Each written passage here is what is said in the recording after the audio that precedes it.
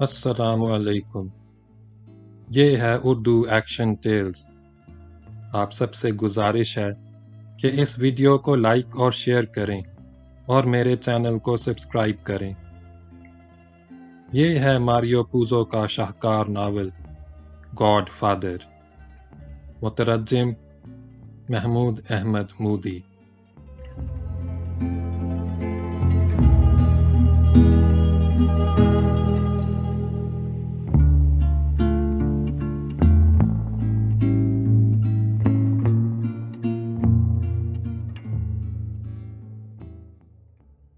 باب نمبر 5۔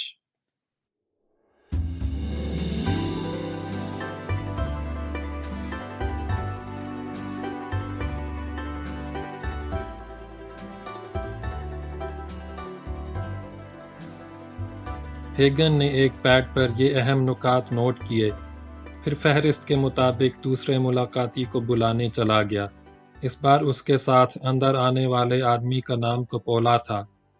اس کے باپ کے ساتھ ڈان نے اپنی نوجوانی کے زمانے میں ریلوے یارڈ میں کام کیا تھا۔ کپولا کو پیزا کی دکان کھولنے کے لیے $500 کی ضرورت تھی اور اسے کہیں سے قرض نہیں مل رہا تھا۔ ڈان نے جیب میں ہاتھ ڈال کر نوٹ نکالے، لیکن وہ کل $400 تھے۔ اس نے دانت بھینچ کر گہری سانس لی اور ہیگن سے مخاطب ہوا۔ ذرا $100 ادھار تو دینا، پیر کو میں بینک جاؤں گا تو واپس دے دوں گا۔ کوئی بات نہیں، $400 سے بھی کام چل جائے گا، ساحل جلدی سے بولا۔ جب تم نے $500 مانگے ہیں تو $500 ہی ملیں گے، ڈان نے فیصلہ کن انداز میں کہا، پھر اس کا لہجہ معذرت خواہانہ ہو گیا۔ دراصل شادی کی تیاریوں کے چکر میں میری جیب میں نقد رقم نہیں رہی۔ ہیگن نے اپنی جیب سے $100 نکال کر ڈان کی طرف بڑھا دیے۔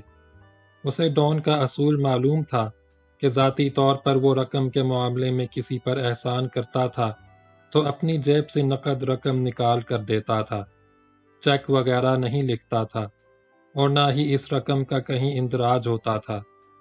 کپولا جیسے آدمی کے لیے یقیناً یہ ایک بہت بڑا اعزاز تھا کہ ڈان جیسی شخصیت اسے قرض دینے کے لیے خود اپنے ملازم سے ادھار مانگ رہی تھی۔ بے شک ڈان کروڑ پتی تھا، لیکن کروڑ پتی بھلا کسی چھوٹے آدمی کے کام آنے کے لیے اتنی زحمت کر سکتے تھے؟ کپولا کے جانے کے بعد ہیگن بولا، لوکا براسی کا نام فہرست میں نہیں ہے، لیکن وہ بھی تخلیے میں آپ سے ملنا چاہتا ہے۔ شاید وہ خاص طور پر صرف اس بات کا شکریہ ادا کرنا چاہتا ہے کہ آپ نے اسے شادی میں مدعو کیا۔ اسے اس کی امید نہیں تھی۔ ڈان کے چہرے پر ہلکی ناگواری ابھری، جیسے وہ محض اس مقصد کے لیے براسی سے ملنا ضروری نہ سمجھتا ہو، لیکن پھر وہ گہری سانس لے کر بولا، چلو خیر، بلا لو اسے بھی۔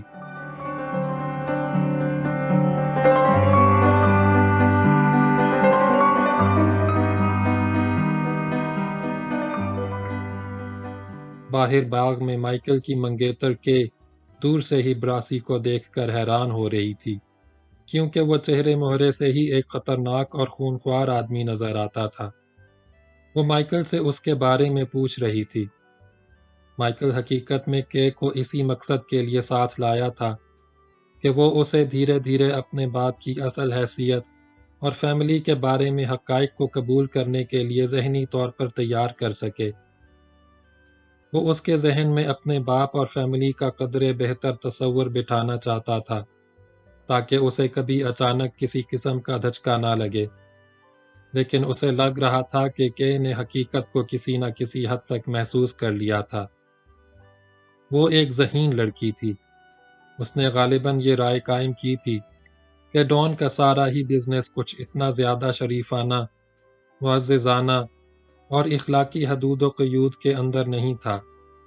کہیں نہ کہیں کچھ نہ کچھ ناخوشگوار پہلے موجود تھا۔ آخر مائیکل نے فیصلہ کیا کہ کے کو آہستگی اور نرمی کے ساتھ مناسب حد تک حقائق سے روشناس کرانا ہی بہتر تھا۔ بہت کھلے اور واضح انداز میں نہیں، لیکن مبہم اور ذرا ڈھکے چھپے انداز میں یہ کام کرنا ضروری تھا۔ اس نے براسی کے بارے میں کے کو بتایا۔ سنا ہے کہ مشرقی علاقے کے انڈر ورلڈ میں یہ شخص دہشت کی علامت ہے۔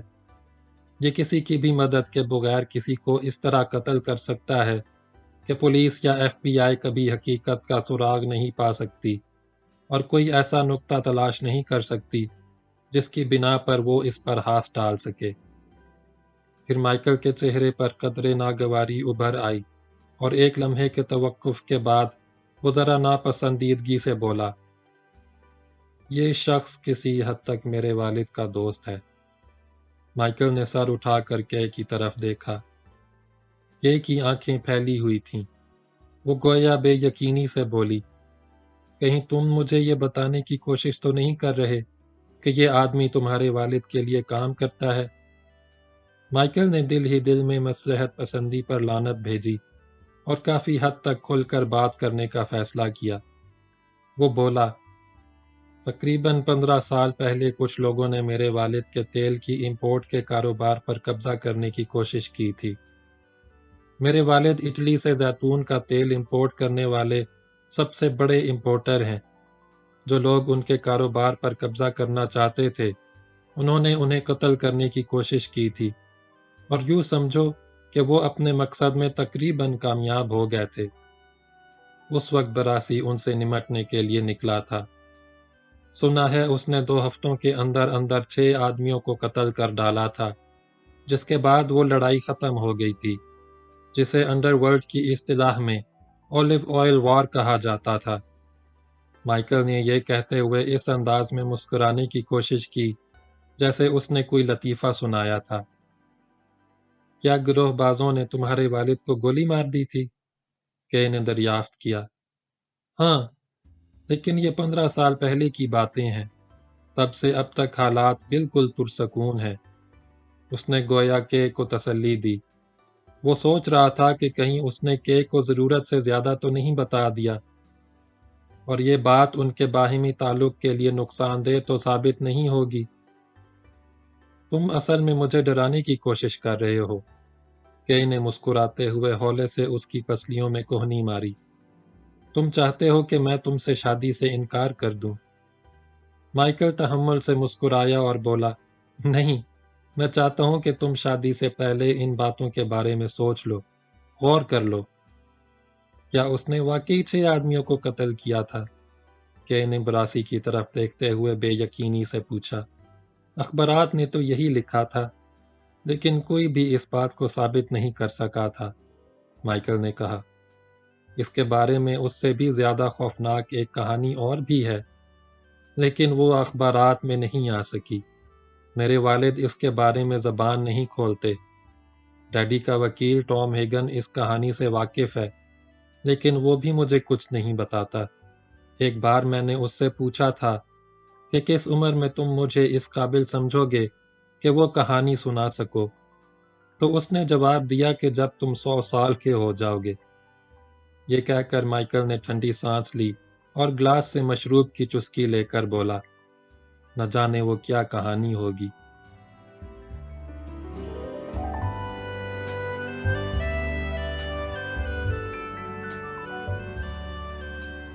براسی درمیانے قد مگر مضبوط جسم کا ایک ایسا آدمی تھا جس کی طرف غور سے دیکھنے پر اچھے بھلے دلیر انسان کے جسم میں بھی پھریریاں سی دوڑنے لگتی تھیں۔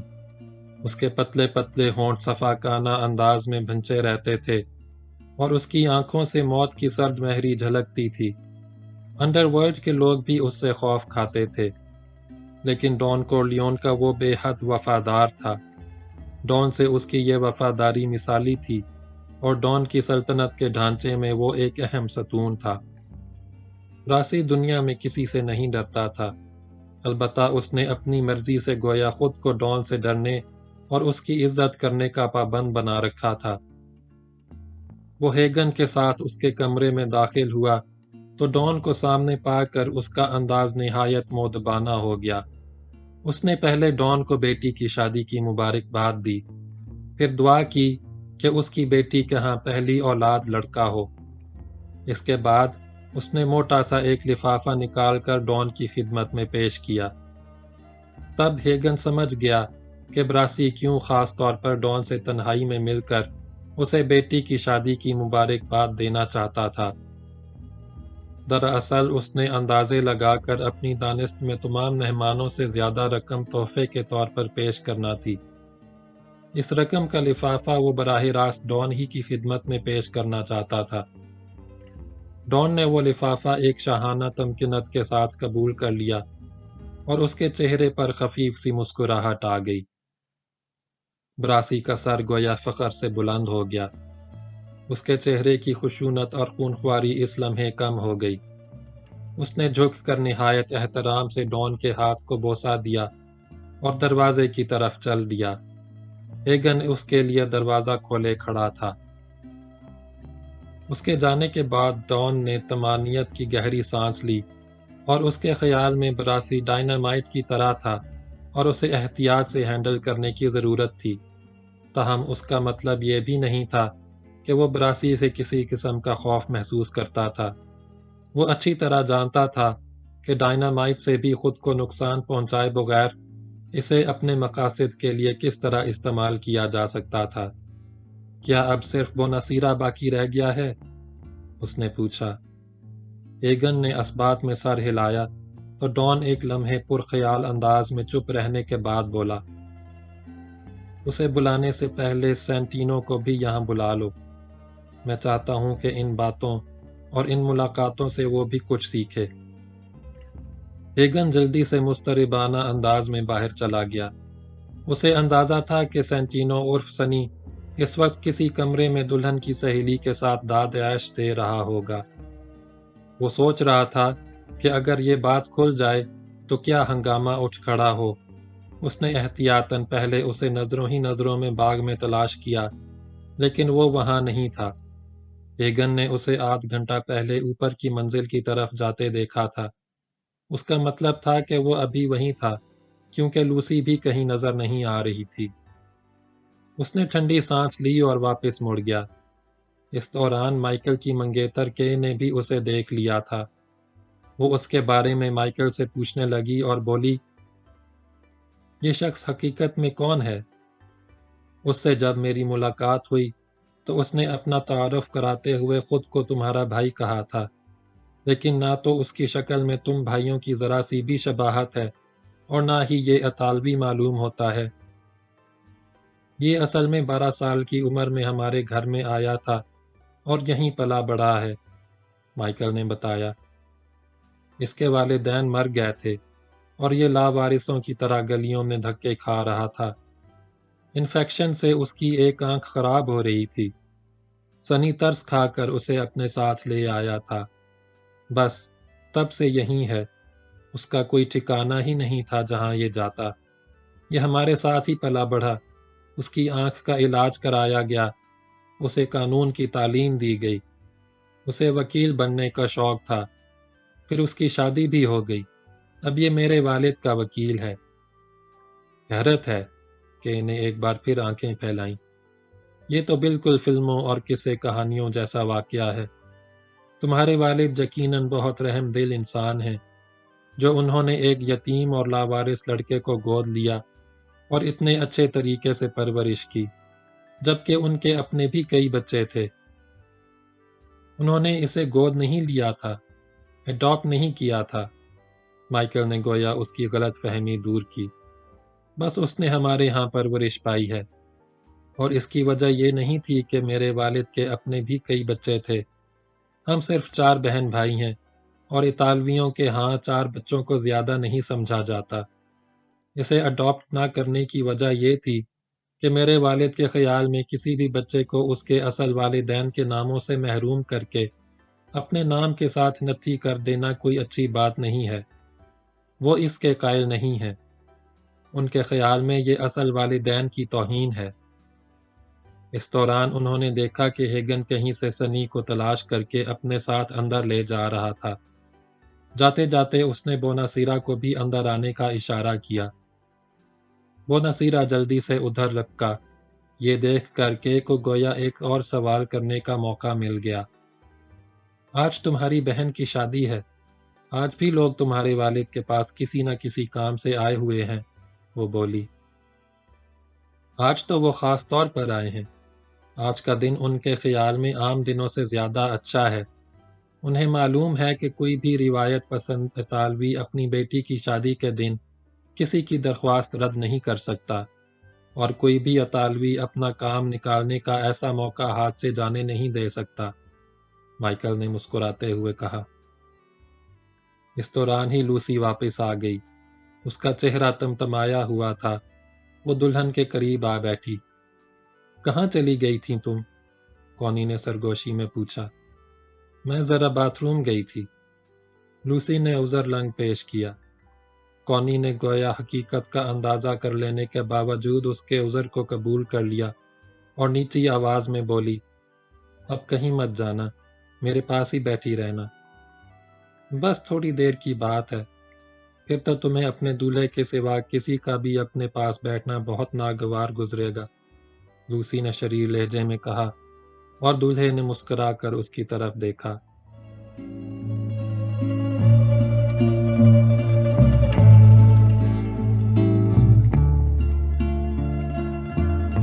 اس دوران بوناسیرا ہیگن کے ساتھ اس کے کمرے میں داخل ہو چکا تھا۔ اس نے ڈون کورلیون کو ایک بڑی سی میز کے عقب میں بیٹھے پایا۔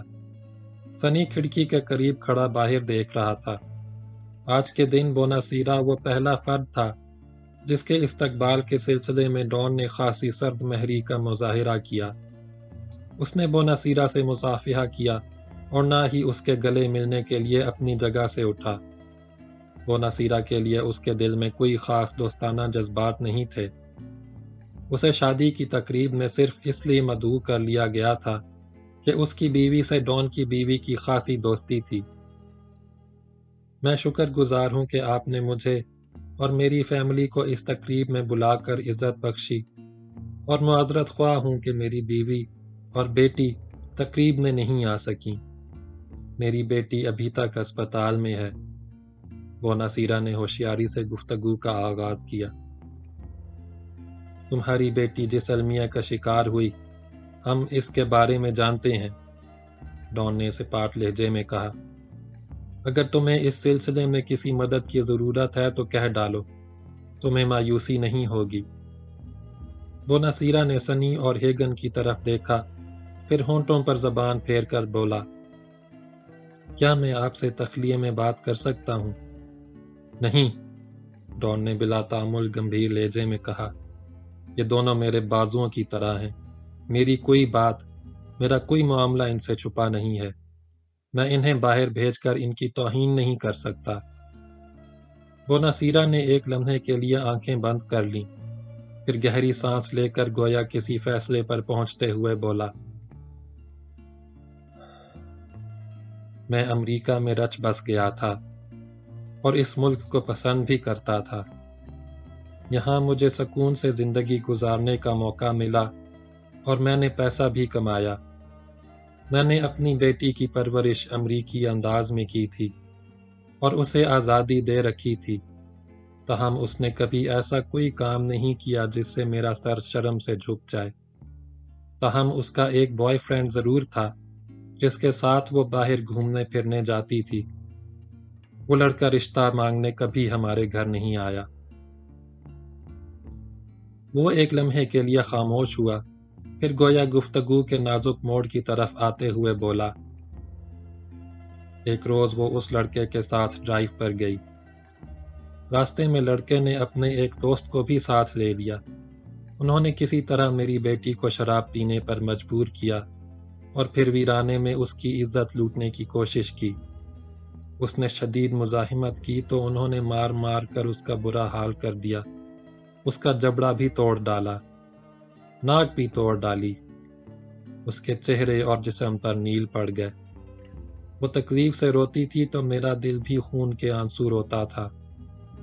اس کی آواز رند گئی، پھر وہ دھیرے دھیرے رونے لگا۔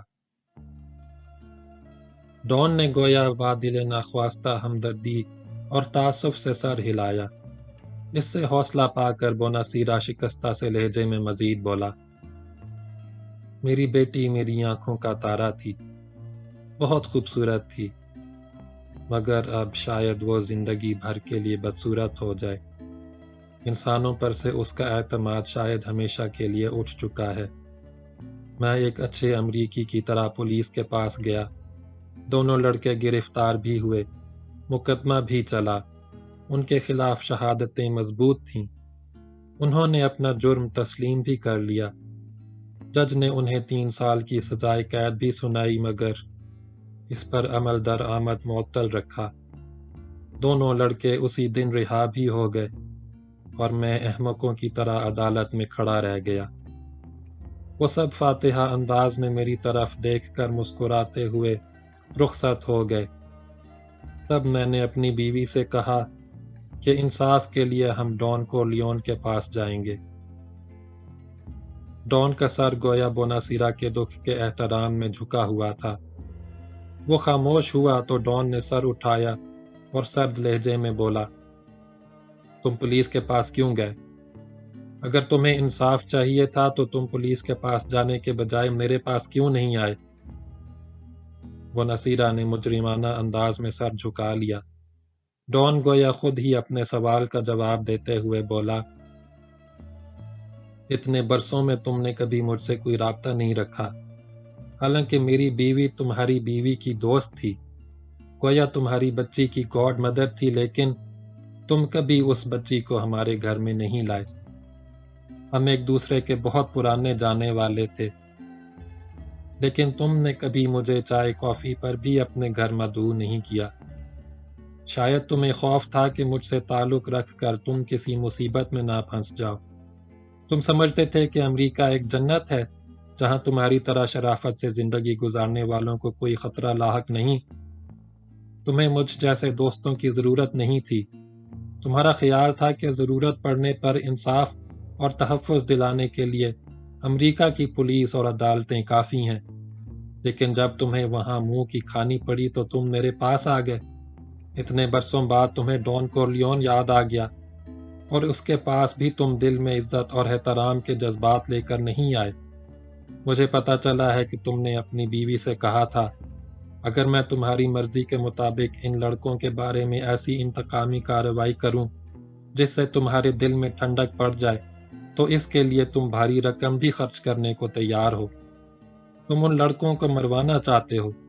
کیا تم مجھے کرائے کا قاتل سمجھتے ہو؟ میں تمہاری نظر میں اتنا چھوٹا آدمی ہوں؟ میں معافی چاہتا ہوں گاڈ فادر۔ بوناسیرا شرمندگی اور گھبراہٹ سے ہکلایا۔ ڈان چند لمحے خاموشی سے اس کی طرف دیکھتا رہا، پھر قدرے نرم لہجے میں بولا، اب مجھ سے کیا چاہتے ہو؟ میں انصاف چاہتا ہوں۔ میری بیٹی نے جتنی تکلیف اٹھائی ہے، کم از کم اتنی تکلیف تو ان لڑکوں اور ان کے والدین کو بھی پہنچنی چاہیے۔ بوناسیرا لجاجت سے بولا، اس کا چہرہ زرد تھا۔ اگر تم انصاف کے لیے پہلے ہی میرے پاس آ جاتے تو تمہیں اتنا خوار نہ ہونا پڑتا اور لوگوں کی نظر میں تماشا نہ بننا پڑتا۔ تم انصاف کے لیے ان وکیلوں کے پاس دھکے کھاتے رہے اور ان ججوں کے سامنے گڑ گڑاتے رہے جو بکاؤ مال ہیں۔ اس طرح تم کاروبار چلانے کے لیے بھی شروع میں ان بینکوں میں بھکاریوں کی طرح چکر لگاتے رہے، جنہوں نے تمہاری ہر چیز کی اچھی طرح چھان پھٹک کرنے کے بعد تمہیں بھاری سود پر قرضہ دیا۔ اگر اس وقت بھی تم نے مجھے اپنا یا خود کو میرا دوست سمجھا ہوتا، میں منہ مانگی رقم تمہارے ہاتھ پر رکھ دیتا۔ اس نے گہری سانس لی اور بولا، بہرحال میری بیوی تمہاری بیٹی کی گاڈ مدر ہے۔ اب جاؤ، تمہیں انصاف مل جائے گا۔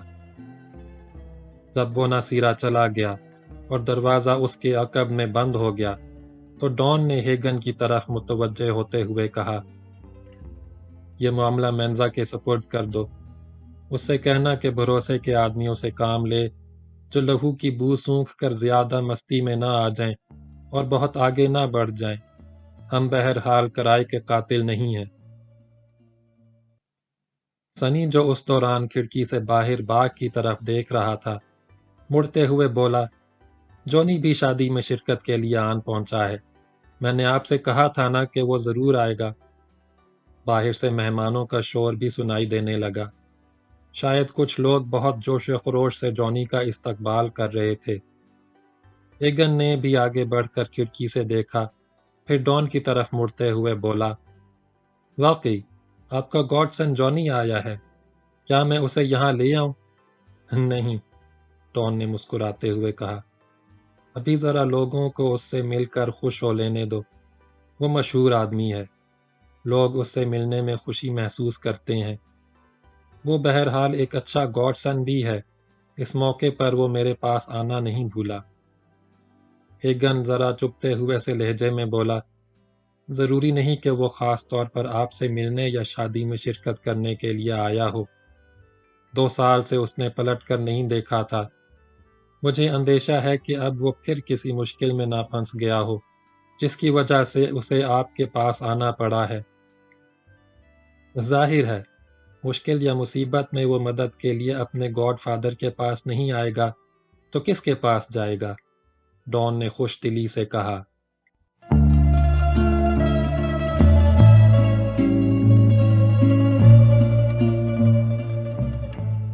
باب نمبر 6 اگلی ویڈیو میں سنیں۔